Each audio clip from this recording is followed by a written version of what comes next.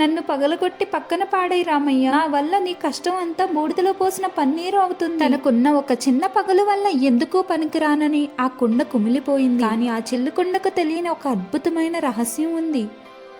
అనగనగా ఒక పచ్చని గ్రామం. ఆ గ్రామంలో రామయ్య అనే కష్టజీవి నదికి వెళ్లి రోజు నీళ్లు తెచ్చేవాడు. ఒక కావిడి, రెండు వైపులా 2 మట్టి కుండలు ఉండేవి. పైకి చూడటానికి 2 కుండలే అయినా వాటి మనస్తత్వాలు మాత్రం వేరు. ఒక కుండ పేరు నిక్కార్సు, గట్టిది, ఎక్కడా చిన్న పగులు కూడా లేదు. నదిలో నింపిన నీటిని చుక్క కూడా వృధా కాకుండా ఇంటికి చేర్చేది. అందుకే నిక్కార్సునికి పరిపూర్ణుని అనే గర్వం ఉండేది. మరో కుండ పేరు బింబి, చాలా పాతది, చిన్న పగులు ఉండేది. రామయ్య నది నుంచి నీళ్లు నింపుకుని నడవడం మొదలు పెడితే నీళ్లు టప్ టప్ అంటూ కారుతూ ఇంటికి చేరేసరికి సగం నీళ్లు మిగిలేవి. ప్రతిరోజు, చూసావా బింబి, యజమాని నా మీద పెట్టుకున్న నమ్మకాన్ని 100% నిలబెట్టుకుంటున్నాను. నా సామర్థ్యం చూడు ఎంత గొప్పదో అని నిక్కార్సు ఎగతాళిగా నవ్వేది. ఒక రోజు సాయంత్రం నది ఒడ్డున రామయ్య నీళ్లు నింపుతూ ఉండగా బింబి తన మౌనాన్ని వేడింది. రామయ్య, నన్ను క్షమించు.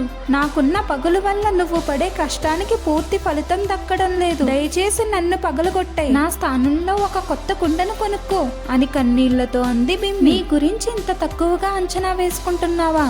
సరే, తిరిగి ఇంటికి వెళ్లేటప్పుడు దారిని బాగా గమనించి ఈ ప్రశ్నకు అక్కడే సమాధానం దొరుకుతుంది అని రామయ్య చిరునవ్వుతో అన్నాడు. రామయ్య కావిడిని భుజాన వేసుకుని నడక ప్రారంభించాడు. ఆశ్చర్యం, అది మామూలు కాలిబాట కాదు. బింబి ఉన్న వైపు దారి పొడవున ఎర్రటి గులాబీలు, పచ్చటి చామంతులు, సువాసనలు ఎదజల్లే మల్లెలు వికసించి ఉన్నాయి. రంగురంగుల సీతాకోక చిలుకలు ఆ పూల మీద వాలుతున్నాయి. కానీ అటువైపు మాత్రం కేవలం ఎండుటాకులు, దుమ్ము తప్ప ఒక్క మొక్క కూడా లేదు.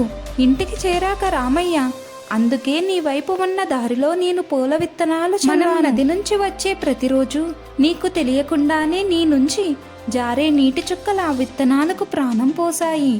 నువ్వు వృధా అనుకున్న ఆ నీరే ఈ వనాన్ని సృష్టించి దేవుడికి పెట్టే పూలు, ఇంటికి అలంకరించే తోరణాలు అన్నీ నీ వల్లే సాధ్యమయ్యాయి. లోపం ఒక అద్భుత సృష్టికి కారణమైందని తెలుసుకుని గర్వపడింది. ఫ్రెండ్స్, ఈ కథ కేవలం ఒక కుండది మాత్రమే కాదు, ఇది మనందరి కథ.